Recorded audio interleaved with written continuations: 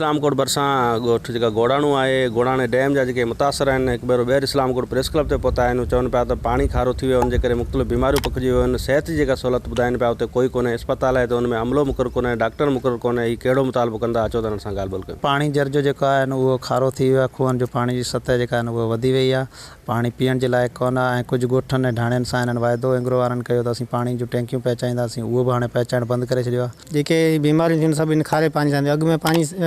हुयो उनखां हाणे बिल्कुलु खारो साओ पाणी थी वियो आहे तंहिंजे करे जेको असां बीमारियूं वधी वियूं आहिनि जाम डेली माने अस्पताल में हिते ईंदा आहिनि उते अस्पताल में असां वटि डॉक्टर न आहे। मुंहिंजो चाचो सतराम नाले गुज़ारे थी वियो पोइ असां हिते कब्रिस्तान में रखियो त इन रखण न ॾिन इन्हनि कोयले वारनि